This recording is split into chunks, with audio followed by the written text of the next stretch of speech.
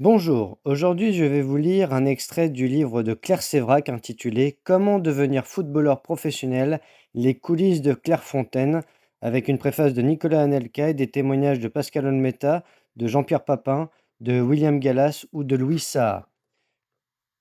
L'extrait s'intitule Un peu d'histoire. Je cite. Fin des années 60, le football français n'est pas au meilleur de sa forme, aucun grand résultat, notamment sur le plan international.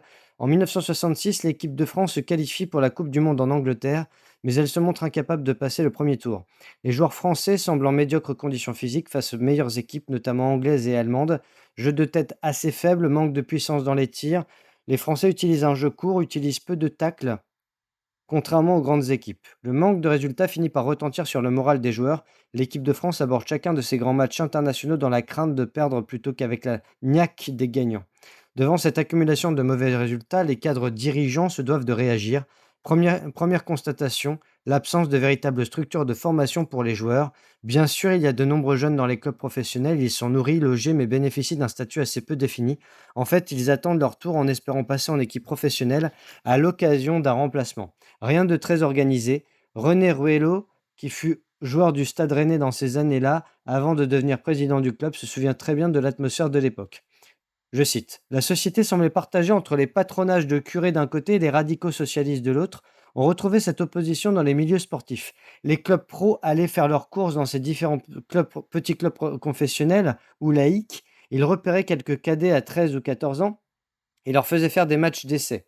Cela marchait comme ça à Rennes. Si le match était concluant, on signait une licence et on commençait à jouer en amateur. Il n'y avait pas de règles. Les jeunes étaient plutôt livrés à eux-mêmes, ils allaient à l'entraînement, mais le foot n'était pas leur seule activité. Certains continuaient leurs études, d'autres étaient déjà engagés dans la voie professionnelle. Ils logeaient chez leurs parents, dans un foyer ou parfois dans des appartements payés par le club. Les entraînements n'avaient rien à voir avec ce qui se fait aujourd'hui, avec leur méthodologie spécifique, leur suivi de performance. Je me rappelle qu'on s'entraînait 3 soirs dans la semaine. On peut dire qu'on jouait au foot, mais qu'on n'apprenait pas le métier de footballeur. On s'amusait. Il flottait sur tout cela un doux parfum d'amateurisme. Après le dîner, on sortait, parfois toute la nuit. Idem pour les déplacements. Quand on partait jouer à Nice, on passait par Paris et au retour, on s'arrêtait dans la capitale pour faire la fête. C'était sympa, mais très éloigné des exigences de performance de joueurs actuels. Bien sûr, il y avait quand même des joueurs techniques, mais comme ça ne jouait pas vite, ils avaient le temps d'exhiber leurs prouesses. Rien à voir avec le jeu d'aujourd'hui au niveau de la qualité, de la puissance et de la vitesse. Tout cela s'est incroyablement professionnalisé. Même dans le championnat national, les équipes étaient souvent un mixte entre pro et amateurs. Cela paraît impossible, mais on pouvait à l'époque être appelé un matin pour jouer le soir en pro, comme ça, sans préparation spéciale.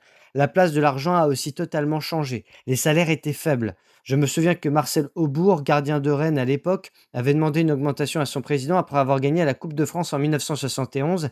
Il gagnait 2 800 francs par mois. Le SMIC était à 800 francs à l'époque. Le président objecta ça en lui reprochant d'être obsédé par l'argent. Les années 1966 à 1972 sont donc une période d'intense réflexion pour les instances du football français. Georges Boulogne, alors directeur technique national, soutient l'idée que le football est un métier comme un autre et qu'il doit s'apprendre. Il faut donc créer une école, détecter les jeunes les plus doués et les prendre comme élèves. Georges Boulogne est une grande figure du football, un maître entraîneur. Avec son tempérament vigoureux, voire autoritaire, il a mis en place l'organisation du football français, réussi à imposer de nouveaux modes de fonctionnement avec les CTR, c'est-à-dire les conseillers techniques régionaux, et les conseillers techniques départementaux, les CTD, et procéder à la création de l'Institut national du football en novembre 1972 avec Pierre Pibarot qui en sera le premier directeur jusqu'en 1981. C'est à Vichy que naît l'Institut national du football, un centre pilote, un champ d'expérimentation, la première véritable structure d'apprentissage sportif professionnel où l'on fait travailler ensemble tous les jours des jeunes avec des objectifs précis et dans un cadre raisonné.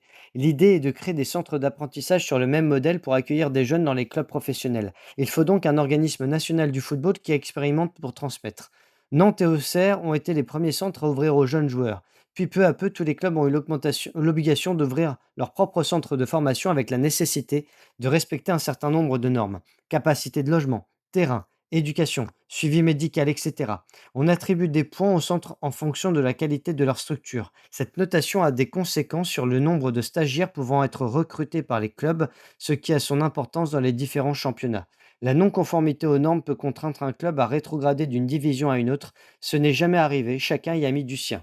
L'INF de Vichy ouvre donc ses portes en novembre 1972 avec 40 joueurs. Au début arrivent des jeunes de 17 ans venus de toute la France, sélectionnés par les CTR et les différents concours, plusieurs régionaux et un national. On trouve déjà de très bons joueurs. À leur arrivée, ils sont placés d'office dans le meilleur championnat régional, la division d'honneur. L'INF de Vichy est en Ligue d'Auvergne. Les 18 ans jouent en division 4 et les troisième années en division 3, ce qui correspond presque au national d'aujourd'hui. C'est une compétition rude. Dans un premier temps, les choses se passent bien, mais cela ne dure pas. Autour des années 90, les centres de formation de clubs sont organisés et rodés. Ils ont des moyens financiers importants pour recruter des jeunes et cela se fait en défaveur de l'INF qui ne peut donc plus recruter que des seconds choix. D'autre part, l'âge de recrutement est abaissé. Les jeunes peuvent désormais intégrer l'INF à 16 ans. Des adolescents qui jouent en cadet passent directement en division d'honneur senior l'année suivante. Cela devient très difficile de maintenir de telles équipes dans ces divisions-là. On demande beaucoup à des gamins dont tous n'ont pas forcément les capacités pour devenir de très bons professionnels. L'INF est exigeant. On compte beaucoup sur le travail, le sens de l'effort, la discipline. Les jeunes comprennent qu'ils doivent accepter cette exigence parce que c'est leur dernière chance de faire carrière dans le football. Ils n'ont pas été acceptés dans l'école professionnelle et pour la plupart, ils ont arrêté l'école, leur formation de plombier ou de chaudronnier. Certains jeunes joueurs ont eu des parcours atypiques en faisant le choix délibéré de rentrer à l'INF plutôt que dans un centre de grands clubs. À l'instar de Jean-Pierre Papin. Il était à Valenciennes et avait entendu parler de la réputation de l'INF. Ce fut un choix très personnel pour lui d'y rentrer. Je vous remercie.